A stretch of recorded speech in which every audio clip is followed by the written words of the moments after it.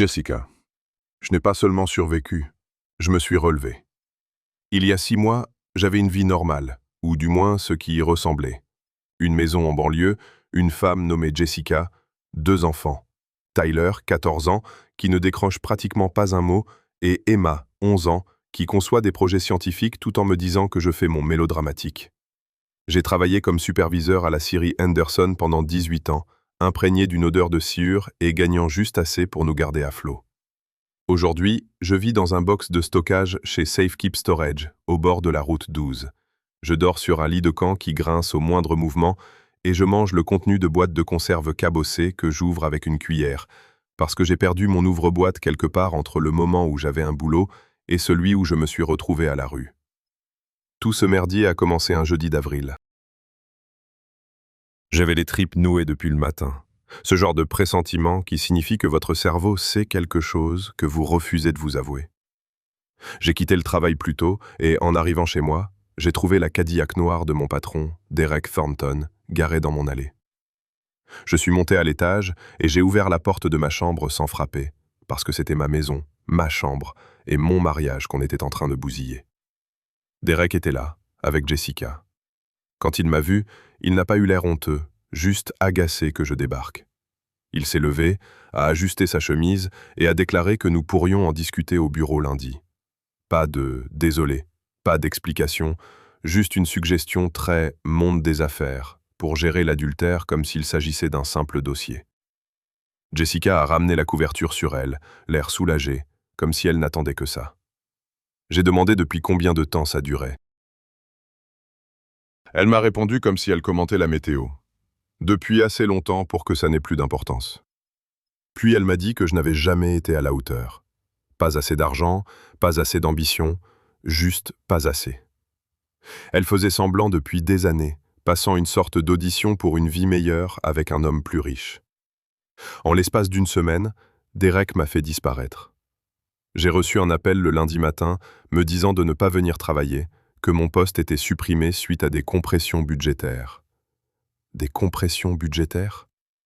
L'entreprise venait de décrocher 3 contrats énormes, et Derek se vantait partout de l'argent qu'ils amassaient. Mais soudain, mes 18 ans de loyauté ne comptaient plus. Jessica a engagé une avocate aux dents longues, Patricia Green, qui facturait $500 de l'heure pour effacer les pères de leur propre existence. La juge Margaret Foster, qui possédait une maison de vacances inexplicable avec un salaire de magistrat, a signé chaque document que Patricia lui a mis sous le nez. L'audience pour la garde des enfants a tourné à la démolition pure et simple. Ils se sont servis d'une fois, 3 semaines après avoir surpris Jessica, où j'avais cogné dans la porte du garage parce que j'étais hors de moi, pour prouver que j'étais violent et instable. Peu importaient les 14 années passées à entraîner l'équipe de baseball de Tyler, ou à aider Emma à construire des fusées miniatures. À 2 heures du matin, la juge Foster a confié la garde à Jessica. J'ai obtenu des visites médiatisées 2 fois par mois, avec un travailleur social qui notait chacun de mes mots. Tyler refusait de me parler, restant assis là, les yeux rivés sur son téléphone.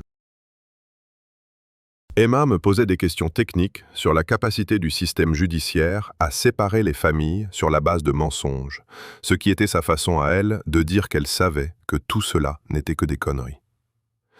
J'ai dormi dans mon pick-up derrière un Walmart, puis j'ai squatté les canapés de potes jusqu'à ce que leurs femmes se lassent de voir le divorcé dépressif traîner sur leurs meubles. Finalement, j'ai gratté $89 en faisant des petits boulots et j'ai loué le box numéro 247 chez Safekeep. La femme à l'accueil, dont le badge indiquait Linda, m'a demandé si je voulais la climatisation. J'ai dit oui, parce que j'avais l'intention d'y vivre, et elle a fait semblant de ne pas comprendre. C'est là que j'ai trouvé la mallette. Coincée tout au fond, derrière des cartons étiquetés de l'écriture parfaite de Jessica, se trouvait une mallette en cuir marron avec des loquets en laiton. Une étiquette à bagages portait mon nom complet, Jason Mitchell, écrit d'une main que j'ai reconnue immédiatement, celle de mon oncle Henry. L'oncle Henry était ce que les gens appelaient poliment un excentrique et ce que les gens honnêtes appelaient un pur cinglé. Mais d'une manière inoffensive. Il débarquait à Thanksgiving avec des prospectus sur le fluor dans l'eau du robinet et l'espionnage gouvernemental.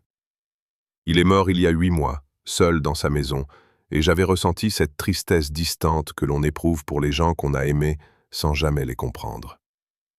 La mallette était verrouillée, mais la clé était scotchée en dessous. À l'intérieur, il y avait 60 000 $ en liquide, principalement des billets de 100 et de 50 liés par des élastiques. Il y avait aussi un billet d'avion pour Boise, dans l'Idaho, et un mot qui disait « Jason, ceci n'est que l'argent pour le voyage. La vraie fortune t'attend à cette adresse. » Ne fais confiance à personne du cercle de Henderson. Termine ce que ton père a commencé, oncle Henry. Je suis resté assis là, tenant ces 60 000 $ comme s'il s'agissait d'une bombe. Ça ne réparait pas tout, mais ça m'évitait au moins d'avoir à vendre mon plasma juste pour payer un box de stockage sans salle de bain. Karl, le gardien de nuit qui faisait mine de ne pas voir que j'habitais là, a frappé et m'a demandé si ça allait. Je lui ai dit que je partais pour un moment, peut-être pour toujours. Il m'a souhaité bonne chance. Et si je trouve un trésor, n'oublie pas qu'il m'a laissé me doucher dans les vestiaires des employés. Avant tout ça, j'avais été quelqu'un. Être contremaître à la Syrie Henderson, ça voulait dire porter une chemise un peu plus propre et faire semblant de savoir ce que je faisais quand les machines tombaient en panne. J'y avais passé 18 ans, assez longtemps pour arborer un bronzage permanent à la sueur. Mon patron, Derek, dirigeait l'endroit comme un petit royaume, avec un charme coûteux acquis en entubant les autres. Derek était toujours trop amical avec Jessica lors des soirées d'entreprise, toujours trop intéressé par la façon dont elle allait. Je me disais qu'il était juste sympa, ce qui revient à dire qu'un requin qui tourne autour de votre bateau est sympa. J'aurais dû voir les signes, mais le recul ne se pointe que pour vous dire à quel point vous avez été stupide une fois que vous êtes déjà au fond du trou. Jessica m'a envoyé un SMS mardi soir à 11 h, alors que j'essayais de dormir sur mon lit de camp qui grinçait. « Tu mourras fauché et seul. » J'ai failli répondre un truc sur la dignité, mais j'ai effacé. Se disputer avec Jessica, c'était comme s'engueuler avec une tornade. Inutile, et ça ne ferait probablement qu'empirer les choses. L'oncle Henry, lui, accumulait des preuves depuis des décennies. Planquant de l'argent sur de petits comptes, achetant des obligations sous de faux noms, cachant du liquide. Tout était assez légal pour ne pas attirer l'attention, mais dispersé d'une manière qui relevait soit du génie, soit de la paranoïa pure et simple. Ces 60 000 $ n'étaient pas juste de l'argent pour voyager. C'était une boussole, pointant vers quelque chose de plus grand. J'ai pris un vol de nuit pour Boise, sur une compagnie low-cost qui facturait l'oxygène en supplément. Le vol partait à 11 h 30 du soir, et j'ai passé 3 heures coincé entre un homme d'affaires qui ronflait et un gamin qui balançait du TikTok à fond sans écouteurs. Pas de sommeil, juste des questions qui tournaient en boucle. Qu'est-ce que Henry essayait de me dire? Qu'est-ce que mon père avait commencé et qui devait être terminé? Est-ce que j'allais claquer 60 briques à courir après les fantasmes d'un mort? L'adresse se trouvait à Garden Valley, à environ 1 h 30 de Boise. Une ville si petite qu'elle faisait passer mon patelin pour Manhattan. Une rue principale, 2 églises, une station-service qui vendait des appâts vivants et ce genre de silence qui fout les jetons aux citadins. La boîte aux lettres indiquait Mitchell en lettres délavées. Le terrain faisait environ 1 hectare, avec une maison de plein pied tout droit sortie des années 70 et un hangar séparé avec des verrous plus récents que tout le reste, ce qui, forcément, le rendait intéressant. Avant même que je puisse sortir de la voiture de location, une femme est sortie de la quincaillerie d'à côté. La soixantaine, bâtie comme si elle avait passé sa vie à trimballer des charges lourdes, un mug de café à la main. « Vous devez être Jason ?» a-t-elle dit, comme une évidence. Henry avait dit que vous finiriez par vous pointer. « Je suis Donna, je tiens la quincaillerie. » Et ouais, je sais tout sur tout le monde. C'est ce qui arrive quand on vit quelque part depuis 40 ans et que les gens ont autant besoin de vices que de potins. Donna m'a préparé un thé plus fort que du café et m'a parlé de Henry avec une exaspération affectueuse. Votre oncle venait chercher des pièces à 3 h du matin, frappant à ma porte, jurant qu'il lui fallait une charnière bien précise, là, tout de suite. L'homme était aussi brillant qu'exaspérant. Il vous appelait Jason. L'imprévu de ses notes, comme si vous étiez l'ingrédient d'une tarte qu'il cuisinait depuis 30 ans. Elle m'a tendu la clé du hangar. Il a dit que vous sauriez quoi faire de ce qu'il y a là-dedans. Il a aussi dit de ne faire confiance à personne conduisant une Cadillac noire, ce qui semblait étrangement précis, mais c'était tout Henry. Le hangar avait l'air normal de l'extérieur, mais l'intérieur était organisé comme une bibliothèque conçue par quelqu'un souffrant de TOC sévère et d'une paranoïa saine. Des classeurs étiquetés par année, des cartons empilés et répertoriés, et dans le coin au fond, sous une bâche, une trappe menant à un vide sanitaire. Je suis descendu par une échelle dans un espace d'environ 1,80 m de haut sur 3 mètres de côté, éclairé par des rubans LED qui fonctionnaient encore. C'était rempli de cartons, de papier et d'un vieux magnétophone. La première chose que j'ai trouvée était une photo sous papier bulle. Mon père, David, debout à côté d'un jeune Derek Thornton, à l'atelier de la scierie Anderson, tous deux souriants et se serrant la main. Cette photo marquait le début de la compréhension.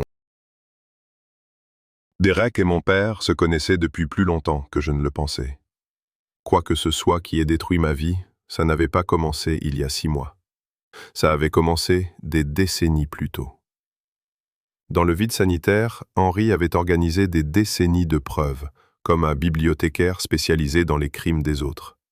Des classeurs descendus pièce par pièce, des cartons étiquetés par année remontant jusqu'à 1987, chacun contenant des documents triés et recoupés. Des photos sous pochette de protection, des reçus par ordre chronologique. Assez de preuves pour occuper des procureurs fédéraux pendant 5 ans. Les bandes audio étaient la partie la plus cruelle. Henry avait étiqueté chacune d'elles avec les dates et les participants. J'ai trouvé un lecteur de cassettes portable qui marchait encore et j'ai commencé à écouter, assis sur le sol en terre battue d'un vide sanitaire dans l'Idaho. La première bande m'a retourné l'estomac. La voix de Jessica, plus jeune mais sans l'ombre d'un doute la sienne, s'adressait à quelqu'un que j'identifiais comme étant Derek. « On ne peut pas précipiter les choses », disait-elle d'un ton nerveux. « Il ne se doute de rien. Il nous faut plus de temps. Jason est confiant, d'une confiance presque stupide. Il croit tout ce que tu lui racontes, tant que tu le dis avec assurance. » Derek répondit calmement, comme s'il discutait d'une réservation au restaurant plutôt que d'une conspiration. « On va attendre. Les pions sont en place. Il faut juste être patient. Le moment venu, on passera à l'action. Et Jason ne verra rien venir. Il est fiable, exactement le genre d'homme qui ne pose pas les bonnes questions parce qu'il est trop occupé à faire ce qu'il faut. » J'ai dû mettre la cassette sur pause parce que mes mains tremblaient. Cette conversation datait d'il y a des années. Jessica ne s'était pas liée à Derek récemment. C'était une manipulation de longue date. J'étais marié à une femme qui travaillait contre moi depuis le début, feignant de m'aimer, tout en plaçant les dominos qui allaient réduire ma vie en cendres. Il y avait d'autres enregistrements, chaque fois pires que le précédent. Des relevés bancaires montraient des versements au nom de jeunes filles de Jessica remontant à 10 ans. De petits dépôts au début, puis des sommes plus importantes calées sur les vacances scolaires et les événements de la paroisse. Quand Jessica prétendait avoir gagné de l'argent avec des missions en freelance, je n'avais jamais remis en question le fait que ma femme ait un peu plus de moyens. Les documents prouvaient que les paiements avaient commencé avant même notre mariage, ce qui signifiait que Derek l'avait formée, payée, et l'avait infiltrée dans ma vie avant même que je ne la demande en mariage. Il y avait des ordres de maintenance pour l'usine Anderson qui avaient été falsifiés, des inspections de sécurité validées sans avoir été effectuées, des pannes d'équipement étouffées au lieu d'être réparées. La signature de mon père apparaissait sur certains documents, mais ils avaient été altérés. Quelqu'un sabotait les registres de maintenance de l'usine depuis des décennies, créant une trace écrite pour faire croire que mon père, qui était superviseur de la sécurité avant son accident, avait été négligent, alors qu'en réalité, il essayait de régler des problèmes que d'autres cherchaient à masquer. Henry possédait des enregistrements d'élus locaux parlant de « faire tourner la machine », leur code pour désigner la corruption ambiante. Tous ceux qui étaient au pouvoir en profitaient, et tous les autres se faisaient avoir. Sur l'un des enregistrements, on entendait le maire Harrison rire avec un conseiller départemental à propos de rapports environnementaux égarés.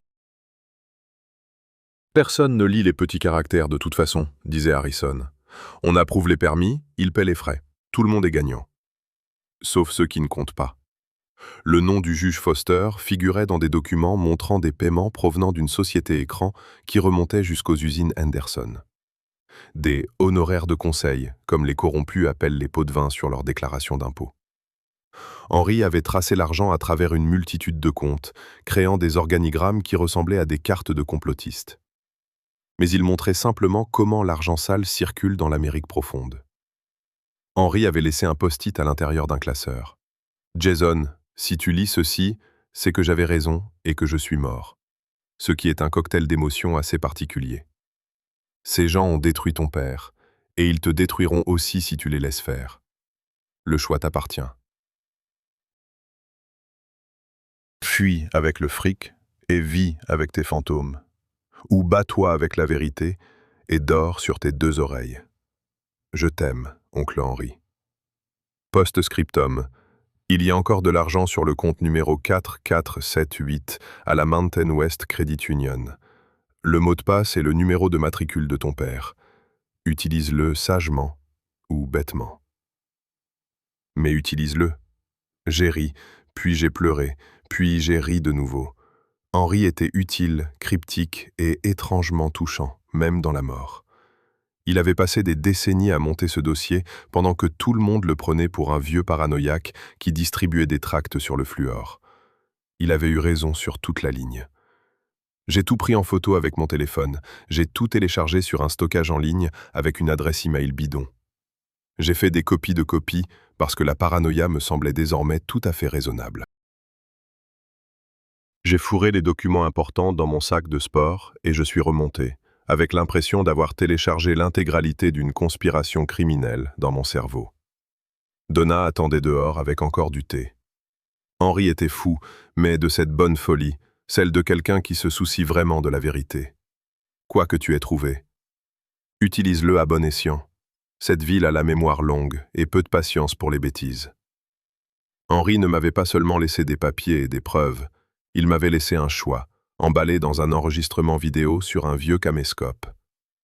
Je l'ai trouvé dans une boîte étiquetée « Regarde ça en premier, espèce d'idiot têtu ». Tout à fait le style de Henry. J'ai installé le caméscope, je l'ai branché parce que la batterie était à plat et j'ai appuyé sur lecture. Le visage de Henry a envahi l'écran. Des cheveux gris en bataille, des lunettes tenues par du ruban adhésif et un gilet qui avait connu des décennies meilleures. Jason, il commença à tousser dans son poing. Si tu regardes ça, c'est que je suis mort. Et tu as trouvé ma carte au trésor, qui n'est en fait qu'une collection de preuves criminelles, mais carte au trésor, ça fait plus aventureux. La vie est sur le point de t'offrir 2 options, et aucune n'est géniale. C'est comme ça que ça marche quand on traite avec des gens pour qui la morale est une option. Première option, tu prends le liquide que je t'ai laissé, peut-être l'argent en plus sur les comptes, et tu te tires. Change de nom, prends un truc banal, genre Bob Johnson. Installe-toi en Floride, en Arizona, ou n'importe où ailleurs où les gens s'évaporent entre 2 parcours de golf et des menus spécial senior. Achète-toi un bateau, un food truck, ou n'importe quoi qui te rende heureux, et oublie que tout ça est arrivé. Henry ajusta ses lunettes et pointa le doigt vers la caméra, comme s'il me jugeait à travers le temps et l'espace. Si tu choisis cette option, tu auras assez d'argent pour vivre confortablement. Tu pourras repartir de zéro, peut-être trouver quelqu'un qui ne te trahira pas pour un type en costume 3 pièces. Mais voilà le truc, Jason, et je veux que tu m'écoutes bien. Tu passeras le reste de ta vie à savoir que tu as fui. Tu resteras éveillé la nuit à penser à Tyler et Emma, qui grandiront en croyant des mensonges sur leur père. Tu verras ton reflet dans le miroir, et tu sauras que tu avais le pouvoir de rendre les coups, mais que tu as préféré ton confort. Ce genre de regret, aucune somme d'argent ne peut le guérir. Henry toussa de nouveau, buvant une gorgée dans un mug où l'on pouvait lire « Le meilleur oncle », ou presque, du monde. Un cadeau humoristique que je lui avais offert des années plus tôt. Le voir boire dans cette tasse me fit un mal de chien, une douleur trop réelle. Soit tu te bats, tu utilises tout ce que j'ai rassemblé, chaque document, chaque enregistrement, chaque preuve que j'ai mis 30 ans à collecter, et tu réduis ces gens en cendres. Tu balances Derek, Jessica, le juge, le maire, toute la clique. Tu montres au monde ce qu'ils ont fait à ton père, ce qu'ils t'ont fait, ce qu'ils font à cette ville depuis des décennies. Ce ne sera pas facile. Ils ont l'argent, le pouvoir. Ils ont des avocats spécialisés dans l'art de faire passer des coupables pour des innocents. Tu seras menacé, harcelé, peut-être pire. Tu perdras peut-être encore plus que ce que tu as déjà perdu. Mais Jason, si tu te bats, tu pourrais bien gagner. Et même si tu ne gagnes pas sur toute la ligne, tu vas les faire trembler. Tu leur feras payer le prix fort. Et un jour, tu pourras regarder tes enfants dans les yeux et leur dire que leur père n'a pas fui quand les choses comptaient vraiment. Henri esquissa ce sourire en coin qui lui donnait toujours un air malicieux. Dans les deux cas, ça fera une bonne histoire. Les gens adorent les histoires d'hommes qui ont réussi leur cavale ou qui se sont battus bêtement. Les deux font des épitaphes acceptables. Choisis bien, Jason. Ton père serait fier de toi quoi qu'il arrive, mais je pense qu'on sait tous les deux quel choix te permettra de dormir la nuit. Je t'aime, gamin. Ne laisse pas ces enfoirés gagner. Oh, et il y a un dernier compte dont je n'ai pas parlé dans les notes. Regarde à la Mountain West Credit Union, compte 4478. Le mot de passe, c'est l'ancien matricule de ton père. C'est là qu'est la vraie fortune. Utilise-la pour fuir ou pour te battre. Mais par pitié, utilise-la. C'était Henri, en direct de l'au-delà, tel un fantôme paranoïaque. Bonne chance. La vidéo s'arrêta. Je restais là, à fixer l'écran noir, avec l'impression qu'un mort, qui me connaissait mieux que je ne me connaissais moi-même, venait de me donner des devoirs. J'appelais la Mountain West Credit Union, naviguais pendant 15 minutes dans des menus automatisés et finis par tomber sur un humain qui me transféra au service des successions. Après avoir donné le numéro de compte et le matricule de mon père, le 2847, un certain Richard m'expliqua qu'Henri avait établi un trust à mon nom. Il contenait les droits miniers d'un terrain que mon père avait toujours refusé de vendre. Dans les années 80, mon père possédait les droits miniers d'une terre près de Henderson Mill. Derek et ses associés essayaient de les racheter depuis des décennies parce que le sous-sol regorgeait de gisements précieux. Mon père avait toujours refusé, disant qu'on ne devrait pas défigurer la terre pour le profit. Quand il était mort dans cet accident à l'usine, ses droits étaient revenus à ma mère. Elle était morte 5 ans plus tard, sans jamais le savoir. Henri avait réussi, on ne sait comment, à en prendre le contrôle, les protégeant à travers des batailles juridiques dont je n'avais jamais entendu parler. Aujourd'hui, il valait entre 8 et 12 millions de dollars, selon les cours du marché. 8 à 12 millions? Ça ne semblait pas réel. J'avais vécu dans un garde-meuble, à bouffer des haricots en conserve, alors que pendant tout ce temps, il y avait un fonds fiduciaire à mon nom, assez d'argent pour ne plus jamais avoir à me soucier d'un garde-meuble. Mais Henri l'avait caché, protégé, s'assurant que je ne puisse pas y toucher avant d'avoir vu les preuves, avant d'avoir compris ce qui était en jeu. Il avait passé des décennies à bâtir un dossier si solide qu'il ressemblait à une bombe prête à exploser. Je pouvais partir, récupérer ce trust, vendre ses droits miniers et disparaître. Ou je pouvais utiliser les dossiers d'Henri pour démanteler une machine broyeuse faite de gens corrompus qui se croyaient intouchables. Je pensais à Tyler, qui refusait de me parler pendant les visites. Je pensais à Emma, qui posait des questions techniques sur l'injustice du système judiciaire parce que c'était sa façon à elle de dire qu'elle savait que je m'étais fait entuber. Je pensais à mon père, David, souriant sur cette photo à côté de Derek, avant que Derek ne devienne le genre de type qui détruit des familles pour de l'argent. Je pensais à Henri, mort seul, entouré de preuves parce qu'il pensait que la vérité était plus importante que le confort. J'ai choisi de ne pas fuir. J'ai choisi de me battre comme quelqu'un qui n'a plus rien à perdre. L'agent Maria Santos a jeté un seul coup d'œil au dossier que j'avais rapporté de l'Idaho et a cessé de prétendre qu'elle n'avait jamais rien vu de tel. Elle était assise dans son minuscule bureau de Boise, s'enfilant des donuts tout en feuilletant les affaires de Henri comme une dératée, marmonnant des « putains de merde » de temps à autre. Après 45 minutes, elle a levé les yeux, une trace de sucre glace sur la lèvre, et a dit « Jason, ton oncle était soit le génie le plus paranoïaque que j'ai jamais croisé, soit un pur cinglé qui est tombé par hasard sur une véritable conspiration criminelle. Quoi qu'il en soit, c'est suffisant pour ouvrir une enquête fédérale. Je vais avoir besoin que tu restes en ville et que tu ne fasses pas de conneries pendant qu'on monte le dossier. Le FBI ne bouge pas sur la base de ragots ou d'intuition. Il bouge pour du papier, de la documentation, des preuves qui tiennent la route devant un tribunal. Par chance, Henry a fourni assez de papier pour monter un dossier capable de survivre à une attaque nucléaire et à plusieurs appels. L'enquête a débuté par ce genre de lenteur bureaucratique merdique qui ferait passer le séchage d'une peinture pour un sport extrême. Des citations à comparaître, rédigées, révisées, approuvées par des juges qui n'étaient pas corrompus, ce qui était plus difficile à dénicher qu'on pourrait le croire. Le gel des comptes bancaires exigeait des mandats, qui exigeaient des motifs raisonnables, qui exigeaient plus de paperasse que je n'en imaginais l'existence. L'ensemble progressait comme un glacier de documents juridiques, lent et broyeur, mais irrésistible au bout du compte. J'ai passé les 6 mois suivants dans un petit appartement de Boise que Mariam avait aidé à trouver, payant le loyer avec l'argent des comptes de Henry pendant que l'enquête suivait son cours. C'était un studio qui avait probablement servi de placard à balai autrefois, avec une cuisine qui se résumait à une plaque chauffante et un mini-frigo. Je mangeais des plats surgelés, achetés au magasin de déstockage, et je rencontrais des procureurs fédéraux qui avaient des questions sur tout. Henry documentait et regardait des programmes télé débiles, pendant que j'essayais de ne pas penser à mes enfants qui grandissaient sans moi. L'attente était le plus difficile.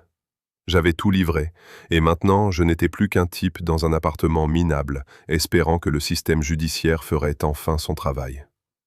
Maria m'appelait toutes les quelques semaines pour me donner des nouvelles qui se résumaient souvent à « on avance » et « n'en parle à personne ».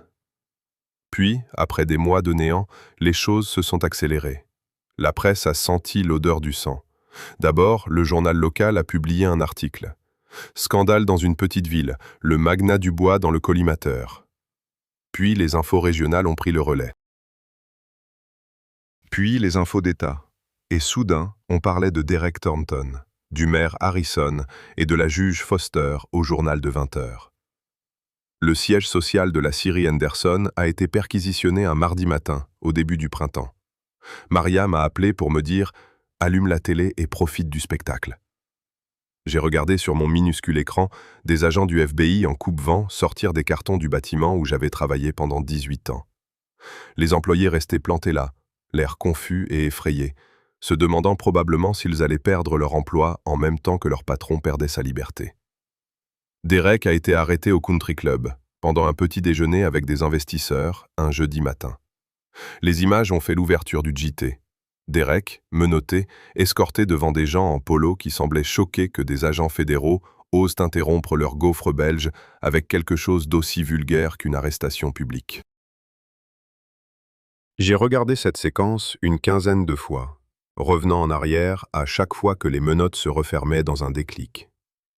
Le maire Harrison a préféré démissionner plutôt que de répondre aux questions, publiant un communiqué via son avocat expliquant qu'il se retirait pour se concentrer sur des raisons personnelles, ce que disent les politiciens corrompus quand ils veulent dire « je suis coupable jusqu'au cou, mais j'espère qu'en démissionnant maintenant, ils seront indulgents ».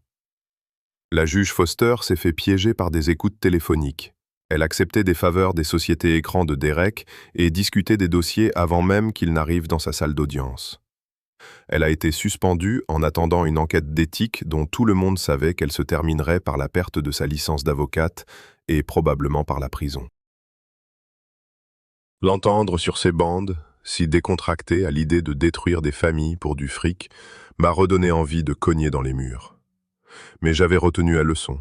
Il ne fallait plus passer mes nerfs sur le placo. Jessica, elle, s'est fait serrer à la sortie de l'école, ce qui est vraiment le pire endroit pour se faire passer les bracelets. Je n'étais pas là, Dieu merci, mais je l'ai appris par au moins 6 personnes différentes. Elle a été inculpée de complot, de fraude et d'un tas d'autres chefs qui pourraient lui valoir de la prison ferme pour un bon moment. Les procureurs avaient la preuve qu'elle était dans le coup depuis des années. Les paiements, les conversations enregistrées, son empressement à m'aider à salir le nom de mon père. Elle m'a appelé depuis la salle de garde à vue, en pleurant comme les gens pleurent quand ils comprennent enfin que les règles s'appliquent à eux aussi. « Jason, » sanglotait-elle, « ils sont en train de gâcher ma vie. » Ils disent que je pourrais être enfermé pendant des années. Tu dois m'aider. Dis-leur que je ne savais pas ce que je faisais. Dis-leur que c'est Derek qui m'a forcé. J'ai écarté le téléphone de mon oreille et j'ai pris une inspiration, cherchant les mots justes qui ne soient pas simplement méchants. Jessica, ai-je dit d'une voix calme, tu as aidé à planter ces mauvaises herbes dans le jardin. Tu les as arrosées, tu les as aidées à pousser, et maintenant tu t'étonnes qu'elles aient tout envahi. Je m'occupe des fleurs. Toi, occupe-toi du gâchis que tu as semé avec nos enfants. Elle a voulu ajouter quelque chose, mais j'ai raccroché. J'en avais fini de m'apitoyer sur le sort de gens qui avaient passé des années à bousiller ma vie et qui n'éprouvaient des remords qu'une fois pris la main dans le sac. On a appelé ça la conspiration Henderson. Les chefs d'accusation lui ont collé à la peau. Derek a pris 15 ans de prison fédérale pour fraude, complot, racket et 8 autres charges, desquelles ses avocats ont tenté de le dépêtrer. Il n'était qu'un simple homme d'affaires prenant des décisions difficiles dans un marché compétitif, ce que les avocats de riches racontent quand ils veulent dire « Mon client est coupable, mais on espère que le jury est débile ». Le jury n'était pas débile. Le maire Harrison a plaidé coupable de corruption pour obtenir une peine plus légère, 8 ans au lieu des 20 qu'il méritait probablement.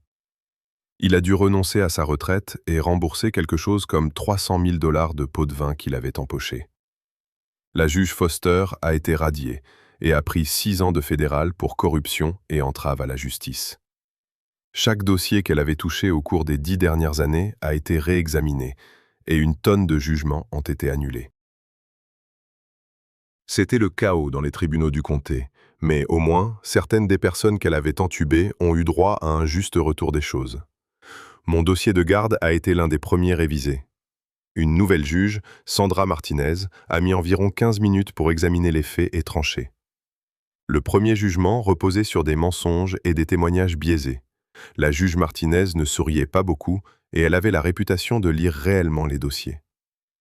Jessica a fait 3 ans dans une prison de sécurité minimale, ce qui semblait léger compte tenu de ce qu'elle avait fait. Mais j'imagine qu'aider les procureurs et avoir l'air désolé permet d'obtenir un rabais sur le temps de cellule. À sa sortie, elle a déménagé dans un autre État, a trouvé un boulot de bureau sous son nom de jeune fille et a envoyé les pensions alimentaires en temps et en heure. Elle appelait les enfants une fois par mois pour des discussions maladroites que personne n'aimait, mais que tout le monde supportait, parce que c'est ce que font les familles déglinguées. Le tribunal m'a accordé la garde exclusive de Tyler et Emma lors d'une audience qui a duré peut-être 20 minutes. La juge Martinez m'a regardé par-dessus ses lunettes et m'a dit « Monsieur Mitchell, je suis vraiment navré de ce qui vous est arrivé. Le système vous a totalement laissé tomber. Je ne peux pas réparer le passé, mais je peux m'assurer que cela ne continue pas. Cette première nuit avec Tyler et Emma a été bizarre, comme tous les grands changements. J'avais loué une vraie maison avec l'argent du fonds fiduciaire de Henry. Rien de luxueux, mais assez grand pour que chacun ait sa chambre et une cuisine avec un vrai four au lieu d'une plaque chauffante. Tyler se tenait dans le salon avec son sac de sport, regardant autour de lui, les bras croisés, sur la défensive. Il vérifiait si l'endroit était assez bien pour lui. Il avait presque 16 ans maintenant. Il était plus grand que moi et portait sa colère comme un sac à dos rempli de cailloux qu'il refusait de poser. Emma a fait le tour du propriétaire, une inspection complète, vérifiant les placards et les prises, demandant si Internet était rapide et si on allait prendre un chien parce que les familles avec des chiens sont statistiquement plus heureuses. Ses cheveux étaient plus longs. Elle avait perdu son visage de bébé et elle était vive comme l'éclair. Elle finirait soit PDG, soit super vilaine. J'ai fait des pancakes pour le dîner ce soir-là parce que je ne trouvais rien d'autre, et les pancakes ressemblaient à un nouveau départ, même s'il était 19 h. J'ai brûlé la première fournée parce que j'étais nerveux et que j'avais oublié de baisser le feu. L'alarme incendie s'est déclenchée et je suis resté là, à agiter un torchon vers le plafond, en jurant et en m'excusant en même temps. Emma a ri, elle a vraiment ri, le premier vrai rire que j'entendais de sa part depuis plus d'1 an. « Papa, t'es toujours aussi nul à ça. » Tyler a failli sourire, s'est repris, mais je l'ai vu, cette petite fissure dans sa colère par laquelle autre chose pointait le bout de son nez. On a mangé des pancakes légèrement carbonisés à la table de la cuisine, assis sur des chaises dépareillées que j'avais dénichées dans des brocantes. C'était calme au début, ce silence inconfortable où le bruit de mastication de chacun semble assourdissant. Puis Emma a commencé à parler d'un concours de fusées auquel elle voulait participer, et Tyler a mentionné les sélections de foot au printemps, et soudain, on discutait vraiment au lieu de simplement rester dans la même pièce en prétendant que tout allait bien. Les nuits sont devenues plus faciles, lentement, comme des os brisés qui se ressoudent, petit à petit. On ne s'en rend compte qu'en regardant le chemin parcouru. La colère de Tyler était comme un poing serré qui mettait une éternité à s'ouvrir. Il a fallu des mois de discussions tard le soir et de simple écoute avant qu'il puisse seulement dire pourquoi il était si furieux. Il s'en est pris à moi au début, ce qui était dur, mais c'était logique parce que les enfants ont besoin de quelqu'un à blâmer et j'étais la cible facile. Ensuite, il en a voulu à Jessica, puis à Derek, puis à lui-même d'avoir été aveugle. On a surmonté ça, parfois avec un thérapeute spécialisé dans les traumatismes familiaux, parfois juste lui et moi en nous lançant un ballon de foot dans le jardin. On ne parlait pas vraiment de nos sentiments, mais d'une certaine manière, on le faisait. Emma voulait tout savoir sur l'affaire, l'enquête, les procédures judiciaires. Elle dévorait les articles de presse, posait des questions qui m'ont fait réaliser qu'elle en savait plus sur la corruption que la plupart des adultes.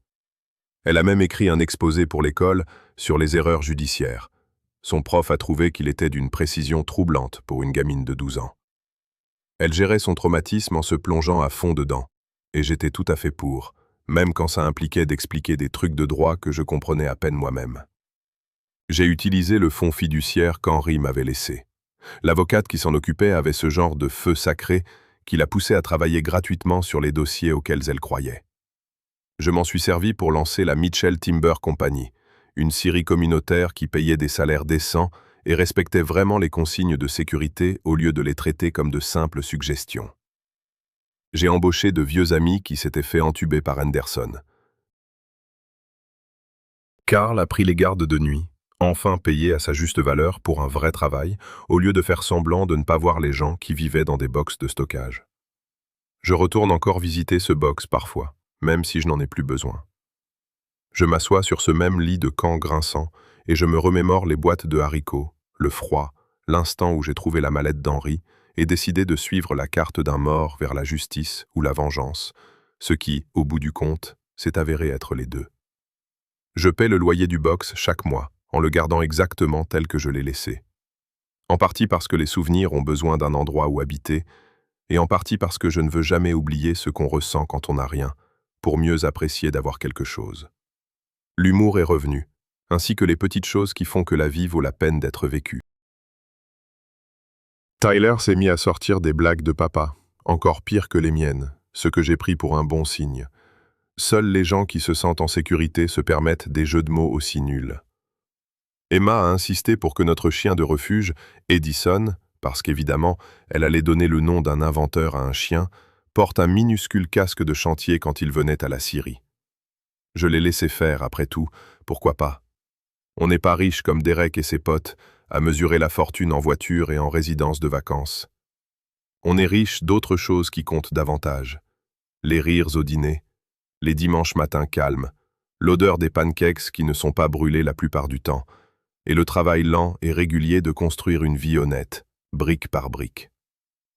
Tyler est entré à la fac avec une bourse de foot et appelle chaque semaine pour se plaindre de son colocataire. Emma construit des fusées qui volent pour de vrai et parle de cursus d'ingénierie dans des écoles dont je n'arrive même pas à prononcer le nom. La dernière blague d'Henri, c'était que la vérité vaudrait plus que ses économies secrètes. Et il avait raison, d'une manière que je commence tout juste à saisir. La vérité ne gagne pas toujours, mais quand elle le fait, elle gagne gros. J'ai construit une vie saine sur les ruines d'une mauvaise, et j'ai l'impression que c'est le genre de fin qu'Henri aurait aimé. Bordélique, imparfaite, mais honnête jusqu'à la moelle.